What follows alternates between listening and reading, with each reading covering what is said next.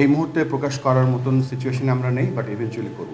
আপনারা জানেন যে আমাদের একটা স্পেশাল ইনকোয়ারি কমিটি কাজ করছিল 9 মাস ধরে, এবং সেপ্টেম্বর মাসে আমাদের একটা ইনিশিয়াল রিপোর্ট দিয়েছিল, এবং আজকে আমাদেরকে তারা প্রায় 900 পেজের একটা কনসলিডেট রিপোর্ট দিয়েছে। যে রিপোর্টটা আমাদের শুধু এই বিপিএল ইনকোয়ারির কাজে আসবে না, এটা আমাদের কিছু দিক নির্দেশনাও দিয়েছে। But since this is very big volume, আমরা এটা নিয়ে কাজ করছি। অ্যান্ড ইনফ্যাক্ট এটার যে ইনিশিয়াল ডকুমেন্ট যখন পেয়েছিলাম, আমাদের কার্যক্রম আমরা শুরু করে দিয়েছিলাম based on the initial document. But এখন আমাদের কাছে ফুল কম্প্রিহেন্সিভ ডকুমেন্টে এসে পড়েছে। এটা নিয়ে আমরা সিরিয়াস এখন কাজ করব, যেন ভবিষ্যতে যে ঘটনাগুলো ঘটে গিয়েছে যেন ভবিষ্যতে না ঘটে, এবং আমাদের ক্রিকেটকে কতটুকু আমরা প্রোটেক্ট করতে পারি সেই ডকুমেন্টের জন্য যা যা জিনিস থাকার দরকার সব আমরা পেয়েছি। So we will be working very hard on this.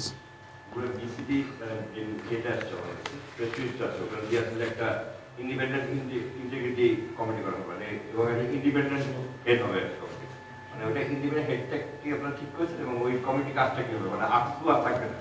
জি না, আকসু অবশ্যই আমরা আকসুর হয়তো আমরা পরে প্রেস ব্রিফিং করবো। আমরা বিসিবি ইন্টিগ্রিটি আমরা নাম দিয়েছি, এবং সেখানে একজন প্রধান করা হয়েছে, এবং আমাদের ইন্ডিপেন্ডেন্ট প্রধান অ্যালেক্স মার্শাল উনি কাজ শুরু করে দিয়েছেন। মানে ইন্টিগ্রিটি কমিটি ইন্ডিপেন্ডেন্ট প্রধান হলো অ্যালেক্স মার্শাল। জি, আকসু রোলটা কি হবে? আকসু রোলটা যে নর্মাল যে কাজগুলো আমাদের ক্রিকেটকে প্রোটেক্ট করার জন্য যা যা কাজ করা সব করবে তারা। এবং এখানে একটা জিনিস বলে রাখি, যেহেতু এটা আইসিসি বা বাংলাদেশ ক্রিকেট বোর্ডের বিসিবি অ্যান্টি কারাপশন ইউনিট, এখানে শুধুমাত্র খেলাটাকে যে দেখে রাখা তা না, যতগুলো যেমন ধরেন অ্যান্টি কারাপশনের শুধু না, অ্যান্টি ডপিংটা বাদ দিলে যা যা ইনক্লুডিং সিকিউরিটিও তারা দেখবে সেটা।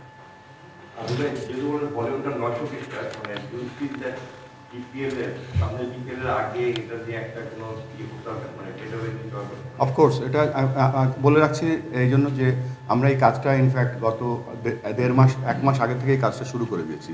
আমাদেরকে যখন সেপ্টেম্বরের মাঝামাঝি প্রথম যে রিপোর্টটা দিয়েছিল উইথ ফিউ সাসপেক্টেড নেমস, এবং সেইটা অনুযায়ী আমরা তাদের সাথে ইন্টারভিউ বা কাজগুলো শুরু করে দিয়েছি। আমাদের যে আইসিসি বিসিবি যে অ্যান্টি কারাপশন ইউনিট তারা কাজ শুরু করে দিয়েছে।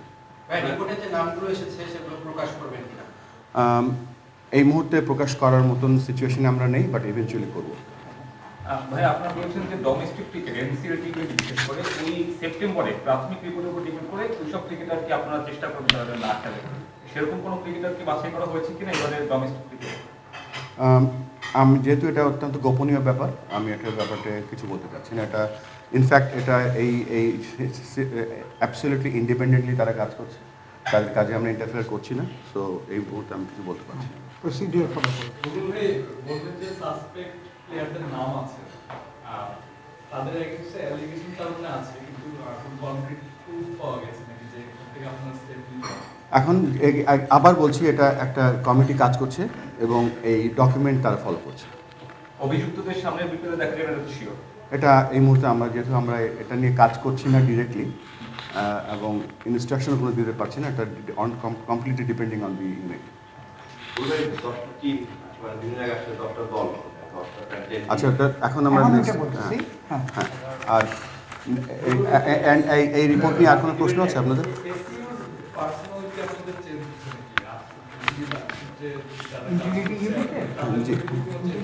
চেঞ্জ হচ্ছে তো, ইন্টিগ্রেটেড ইউনিটের চেঞ্জ হচ্ছে, আপনারা জানতে পারবেন।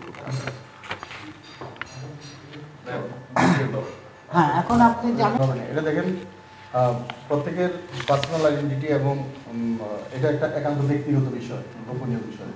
সো আমাদের যে ফার্দার কমিটিটা ওরা চার্জ ফ্রেম করলে সেটা ইন্টারনালি কমিউনিকেট করা হবে, কোনো মিডিয়া বা পাবলিকতে কোনো কারণ নাম আসবে না, বাট মেবি এটা ওই ইন্ডিভিজুয়াল জানবে।